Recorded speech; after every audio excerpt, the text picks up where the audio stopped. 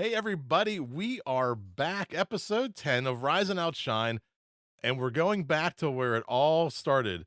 My three original guests on the show, Maria, Wize, and Phil, are back today, and we've got some great stories. We're talking AI, golf outing stuff from podcasts and videos.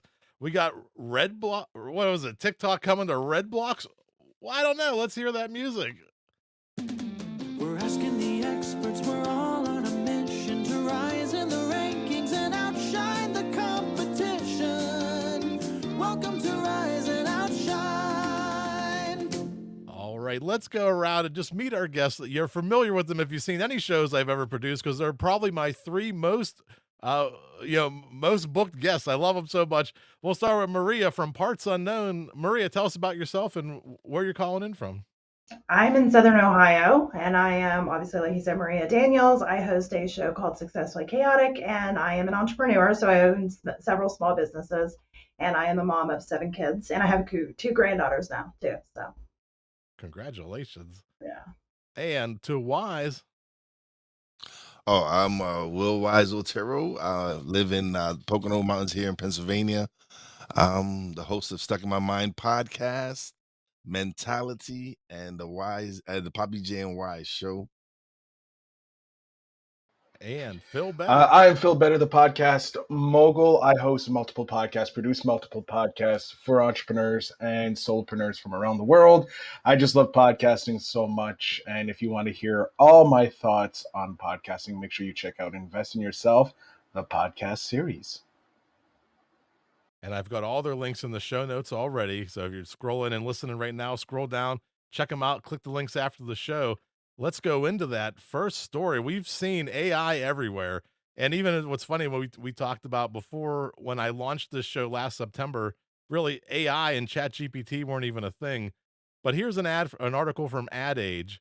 AI generated slogans for Google and Facebook outperform human creations in a news story.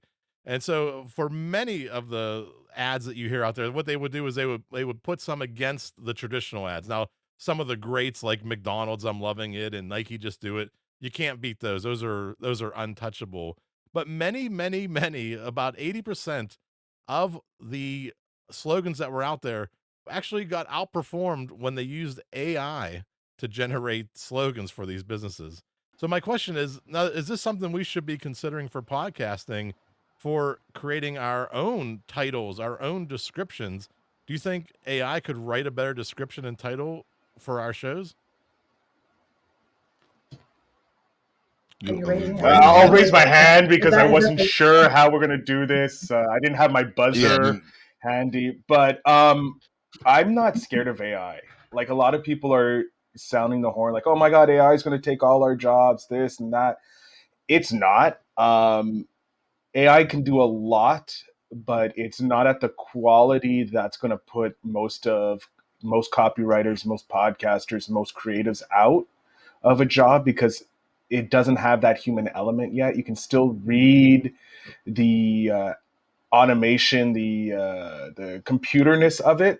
I'm currently working or have connected with multiple companies that are using AI in podcasting, like Capshow, Cast Magic, Albany is one as well. And they save us so much time. If you think about it, podcasters already, if you're just one person, I know some of us have a team with us, but when you're first starting off, writing those show notes, writing the captions, either will cost you a hell of a lot of money because you have to go to Fiverr or Upwork or someplace like that to hire a VA to handle all that stuff, or you're doing it yourself, which is wasting time. But AI does it in like 10 minutes and it costs you a fraction of the price, and it's saving us time. And I've actually seen an increase in the downloads because the hosting platform that I use allows me to have a split title, A/B testing, which is something everybody should be doing. If you're a podcaster, you should be doing A/B testing on ads and all that, or just on promotional material you do. But I put the title that I come up with or my client comes up with, and then the AI generated one. And I'm seeing the AI generated one usually outperform, at least by 1% to 2%, the human one. But again, if you I've seen someone like Russell Brunson, who's a huge marketer, great copywriter, go against an AI copywriter and destroys it because he has that knowledge, he has the sensibility, he knows what steps he needs to do to connect to the human element, whereas the AI hasn't gotten there yet. Keyword is yet. Yeah. No, I 100% agree. And I think the big key there is, much of what you said, like the emotional element. We all know that emotions sell, emotions connect. And I think, AI has not perfected that level of an emotion that humans crave.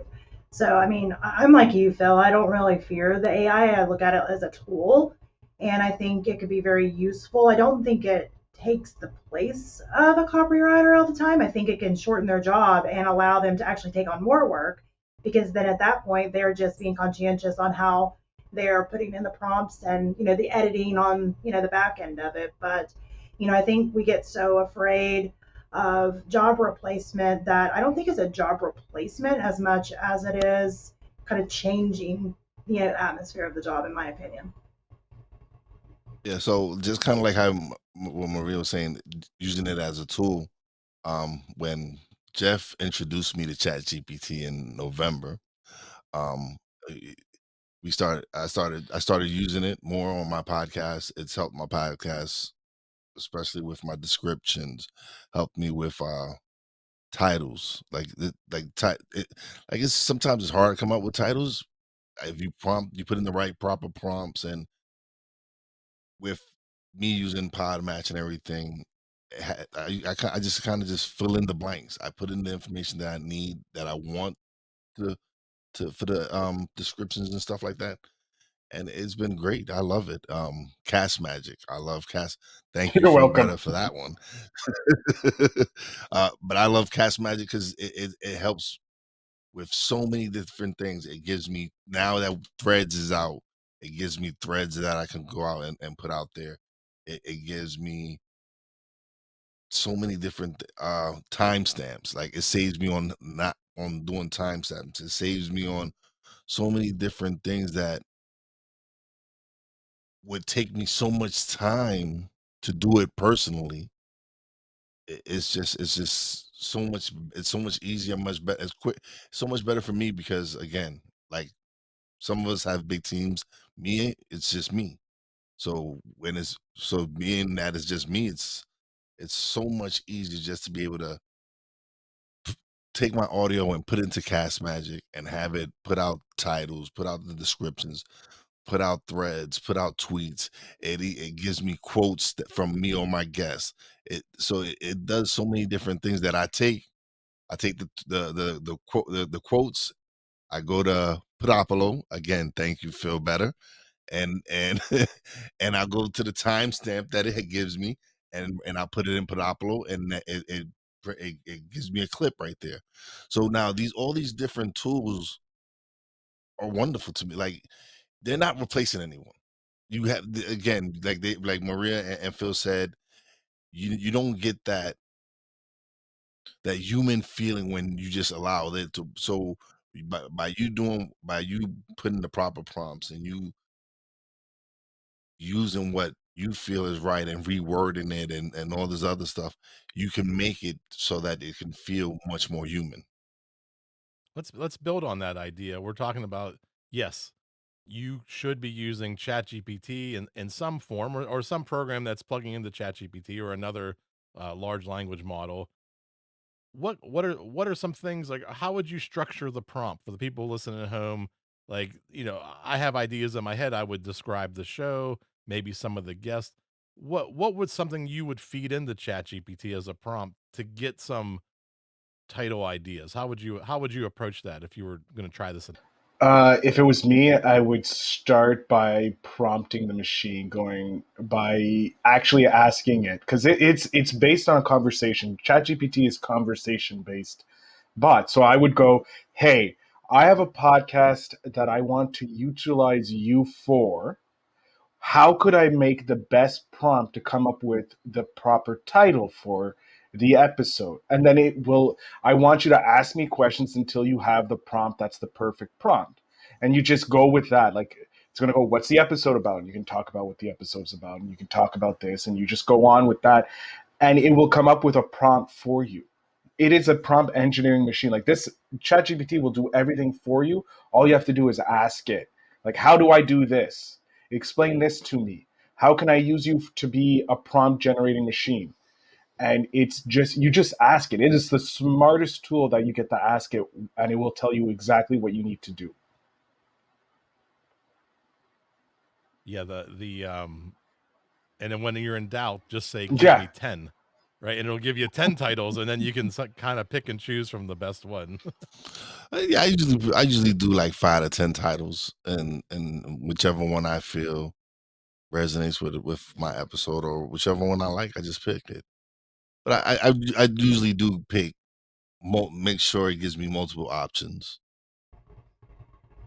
No, I agree with that. And I know I use it different ways depending on what I'm doing, but much like Phil said, if I'm not sure the best way to ask the question, I have asked ChatGPT, how it wants me to ask that question, to be able to get my desired result. And I think kind of playing around with it, depending on what you're using it for, I think is, always going to be your best bet, because it's going to take the way you naturally work and what you're trying to do and how it works, and you'll be able to figure that out much more quickly just by trial and error.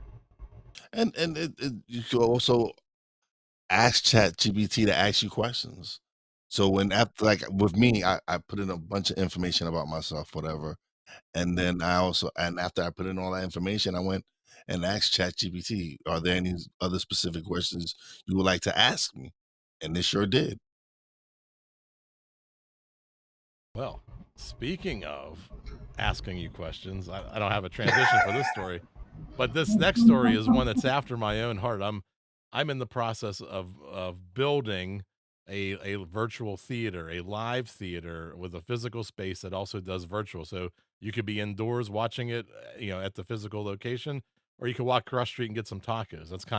It's portable, it's anywhere, but it's all based on this content creator industry that we all four of us love and adore and want to build our own independent media companies. This is another YouTube channel has built a brand large enough to open a bar and a lounge. It's similar to like what Dude Perfect's doing, but not on the Dude Perfect scale, where they're building like this massive theme park where you can do Dude Perfect stuff all day long. This is called Breezy Golf, described as brilliantly dumb sporting adventures. It's a 2-year-old YouTube channel with 75 million views on YouTube, and they're building this new bar and themed, or I guess, restaurant in New York City. I'm excited. I don't know any, I didn't know about Breezy Golf. It's not a channel that I watch, but I love seeing that they're able to do this from something they created probably on a Friday night. They were just goofing around and did some trick shots, and it became a thing. So my question to my panel tonight is, how much can we take what we're doing and apply to other things? Are we sometimes too limited, and we only think about podcasting and podcast advertising, but are there opportunities to do even a single live event, or a friend's party, or something else besides just sitting at home and podcasting? How do we make podcasting more of a physical event in the real world? Because I'm going in that direction, and no one's stopping me. But how else do we do? I mean, what can we do to take podcasting so that it's it can be done in theaters, it can be done in comedy clubs? You're seeing a little bit of it now, but what about the independent creators? Where do we take this next? I think I'm the outcast on this, because I don't like, podcasting isn't my main thing. I just kind of do it. And so a lot of this stuff, like, I did like live type of things way before that I had a podcast. So I kind of started, I think, backwards from a lot of podcasters. So I've always kind of looked at it like that. Podcasting, well, there for a while, I kind of dubbed myself the accidental podcaster. I don't know if you remember that, but I did, because I was an accidental podcaster. I was told at a speaking event, you should start a podcast. And being who I am, I'm like, I want to start a podcast. And I had no idea what I was doing. And I still only half know what I'm doing, because it's not my main thing. You know what I mean? But so, I mean, I looked at the story as you know, that's kind of how I think of things. Like I have this like one thing, how can I do multiple things with it? And that's kind of how my brain naturally works for good or for evil. And you can ask my husband, he doesn't always love that. But because I'm always doing multiple things all the time. But I think that a lot of entrepreneurs, our minds naturally tend to work like that. I mean, correct me if I'm wrong, guys. I guess I can't answer for everybody here, but You're on the right path. You're on the right path. Look, this is for me. I look like I call it the Mr. Beast formula. If we look at Mr. Beast, the biggest YouTuber in the world, like there's not one place that people don't know Mr. Beast, and he has multiple brands. He has Feastable, he has the Beast Burger, he has his philanthropy, his multiple channels in different languages.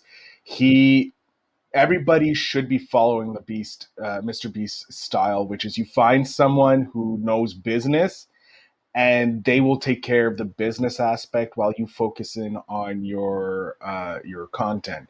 Them opening up a bar and lounge, just like Dude Perfect's doing a theme park, you're going to see a lot more large content creators and celebrities go down this path of making their own brands. Like they're becoming their own business. Like business has made it so cheap. Anybody can have a brand. Anybody can build off of and have multiple properties. Like Maria has multiple entrepreneurial things going under her big encapsulating business, if you will, the one that business that started it all, but she can now merge some of like her podcasts. Like she has a cafe, she can put the podcast and have stories from the cafe in there where customers get to talk if they want, and she can build. that's funny. We're actually getting ready to do that Yes, now. I love it. I just had the logo drawn up. It's called There Coffee we House go. I Coffee. love it. But we Yeah, we can start seeing podcast and restaurants come together where customers or coffee houses, if you will, can come together and they can be part of this podcast, which creates the broadcasting, which creates the advertising. I think we're going to start seeing these more YouTube going into the real world, going from digital to analog, if you will, or real world aspects where they built their money, because starting a YouTube channel is cheap. It's free. YouTube provides you with everything, and they also will pay you for it. So I say we're going to be seeing a lot more people going from the YouTube over into the real world. Look at Logan Paul and KSI with Prime. You have I can't remember. There's some Canadian boys who have I think a wine or an alcohol or beer or something like that. There's a couple of those that have alcohol. Like we're going to be seeing the shift of the next level of Gatorades and the whiskeys and the alcohol, the cigarette. All those things are going to be coming from the influencer world instead of the celebrity world that we know of it. Like in the old world, it was like only celebrities would have their own brands. Now the new celebrity is anybody who makes money online on any of the social media platforms or YouTube or podcasting even. I actually interviewed a gentleman a couple of weeks ago, and they're starting more. They wanted to start their own. They're starting a program where people can build local TV revenues and stations and stuff like that, where they would have you go to small businesses and help them create content for their channel and promote other local small businesses around and have them have their content as well and air it in their locations.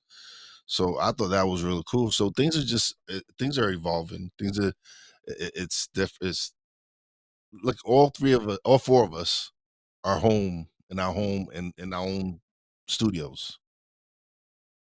Before the pandemic and all that, it wasn't happening like that. Now it's the thing. It's the thing to be home recording in your home studio.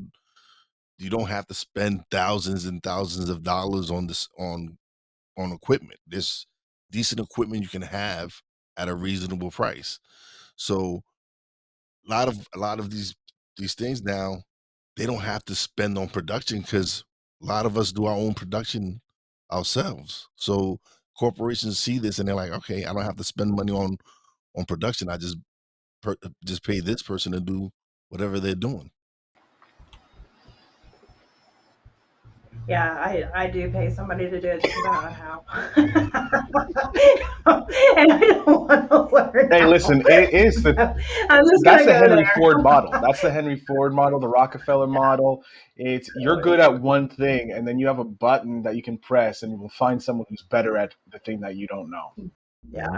I watched videos on YouTube to learn how to edit audio, and I swear that was just like a wasted of 3. I can't even tell you one sentence that happened. My brain was like, "What do we? No, we're not doing this." So I was just like, you know what, I'm not doing it. So again, I think I'm the outcast on this kind of stuff. I'm even sitting in my office. I can't do it at my house because I live in the middle of nowhere and my internet is pretty much like dial-up garbage. So I can't stream anything from there. But yeah, I mean, I do agree though that, for most people, just being able to just have some type of access to be able to get online, even from a phone. I know a lot of people that do their podcast from a phone. You know what I mean? That you don't have to have all these things. I already had things and I was able to kind of plug it in there.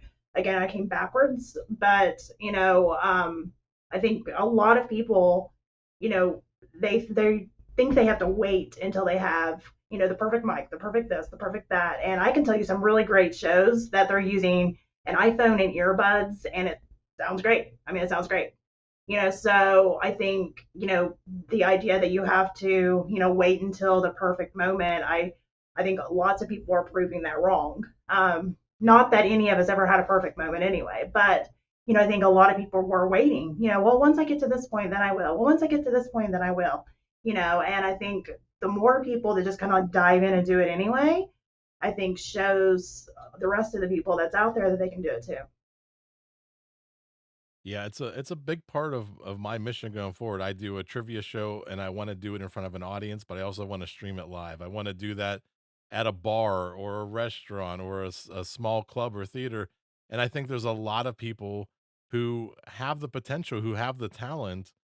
They just haven't even thought about taking it to that next level, the way that these guys do, from, what was it, Brilliant, Breezy Golf, right? That's a channel I've never heard of. It's probably a big deal. Michael, I'm assuming, is that what they do? I don't know. They're breezy. Now I have to look. A million channels that have over 100,000 viewers, and probably half that have a million, and then you got the outliers, the one percenters in the Mr. Beast, the PewDiePies, the corporate people who can put billions of dollars behind it. But like, there are thousands upon thousands of channels that we probably never have even heard of that are crushing the game, and it's just because of the algorithm and how we search things on YouTube.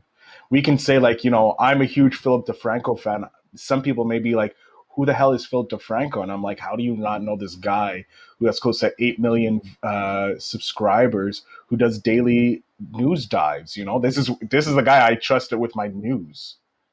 Like, this guy gives me the news, and it's like, I know he's going to be biased, and he says it up front. He's like, I'm going to give you the facts, and then I'm going to give you my opinion. And for me, I'm like, great, I know his opinion. It's not like something hidden. He's like, and as you get to know him, you get to see where his bias is, because you start seeing it somewhat in his stories. But he's hired a team to do the stories for him. And so, like, he's done a merch brand. Like, this is how big YouTube is. I don't think we understand how big it is. We can't conceptualize it. So someone says, "Oh yeah, Breezy Golf," and it's like, you walk into a golf store, and maybe everybody in that golf store knows who Breezy Golf is, but you go next door to the rock climbing store, and they're like, "Who the hell is Breezy Golf?" So I did a calculation one time. If you can average 3,000 views an hour at a $5 CPM, right? That's $15 in revenue. That's equivalent of a $45 an hour job. So that's kind of like, which is, $50,000 a year job. So the barrier, I mean, that 3,000 views an hour is significant, but achievable. And that's something you could make a passive 50 grand. That's even without sponsorship deals or, product reads. That's just from Google ad revenue. So the opportunity is there on YouTube. And I think the next layer, which is what we're seeing with Dude Perfect, Breezy Golf, Beast Burgers, Feastables, all these other things coming out that are spinning off of the content, is a huge $billion industry marching our way, I think. And Speaking of marching our way, very good segue. I like it. uh, Much better than the last one. Speaking Much and better go- than the last one. Yeah. Speaking of March, or what was it? I forgot what it was already. Speaking of going full circle back to the past, this is a full circle story. TikTok is coming to 3,000 Redbox kiosks across the USA. I had to read this one 3 times to figure out why. I don't know what's going on here, but the machines that are participating in the partnership include about 1/3 of the 34,000 Redbox. So I didn't even know there was that many around still that are currently in operation. The featured TikToks will provide more context for the available rentals at each location. This is coming in from Tubefilter. The Hollywood Reporter cited the example of the Super Mario Brothers. A prospective renter could check out the film's TikTok presence before deciding to watch it themselves. Now, I don't know how long it takes to rent at Redbox. I'm assuming it's 2 minutes to get a video out of the box. And now I'm gonna wait for somebody who's gonna watch 10 minutes of Mario shorts. Like, what's going on here? What am I missing here? I kind of like it. I kind of like the idea. I don't think there should be like the TikTok thing should be like maybe like a 30-second clip of the movie or like the trailer or a review or something like that, like a Redbox reviewer or something like that, so people could get it. But also, I don't know how busy Redbox is usually are. I'm in Canada, we don't have those. We've gone strictly to streaming. Like I don't even think we have video rental stores anymore. So I don't know about Redbox up here in Canada, specifically where I am. We don't have it. But if they're super busy and there's lineups, I think it's stupid. However, given that there's only 34 million Redbox, have I been saying roadblocks? Because I keep mixing. No, but You you said had I said Redbox? you Okay. had a great When idea pre-show. When we first started, earlier I thought it was when we got on roadblocks, together, you said which I think Roadblock. would be a Yeah, genius idea. but no, Is you that did it correct. Roblox would be a good idea. Redbox, yeah. Yeah, why isn't TikTok on Roblox? I think they should be. I think TikTok should jump into Roblox, get the next generation, but Or why isn't Redbox on I think Redbox just needs to go ahead and call it a day. Be like, you know what, guys, we had a good run. like maybe Yeah. for super great. rural places, like Maria, how you were saying, like you can barely stream anything out there. Yeah. Having Redboxes in those types of locations, extremely rural locations, so that they could have access to films and stuff, not because theaters aren't closed or internet isn't streaming a possibility. Having a Redbox there and then having TikTok explain like, okay, this is the Mario movie, and you can make, and like it gives the opportunity to the producers and the production houses to create a new type of trailer to entice a user at Redbox to come watch their film. Hire content creators or something to do it as well. Because sometimes you want to hear from regular people like yourselves. Like I'm saying, you don't always want to get a review from Siskel and Ebert or whoever, if they are still alive. But you want it from people that like you think are real, like everyday people like yourself. Yeah. Well, why doesn't Redbox just be the official streaming service of TikTok? Like, instead of you have 34,000 physical locations with kiosks, but you have 2 billion TikTok users that have phones that carry them around. Why don't Redbox just rent videos through the TikTok app? It could be coming. This could be the first stage. Yeah. It could just see how well does it work.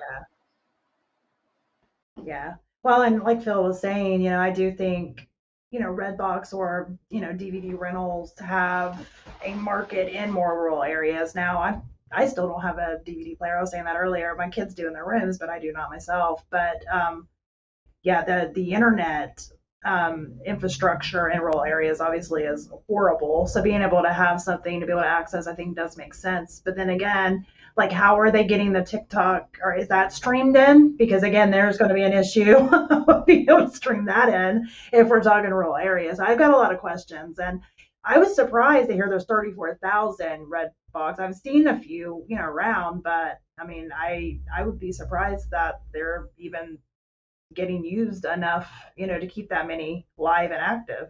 You know how they say you've never seen your neighbors carry their groceries, and you're like, how do my neighbors get groceries? I never see them Yeah, carry groceries. I've never seen somebody stock a Redbox. It just that's kind of the same. crazy. Yeah, it's weird. I've seen people at Redbox though, but anyway, yeah, I think it's odd. I like Bill's idea though. I really think you should pitch that out, the Roblox. I think you got something with that one. That one would work. Heard it here first, folks. Well, that's Yeah. send inquiries to Phil Better Inc. Well, I want to thank my 3 guests. This has been so much fun. This has been a little bit of a reunion show, a little bit of a relaunch.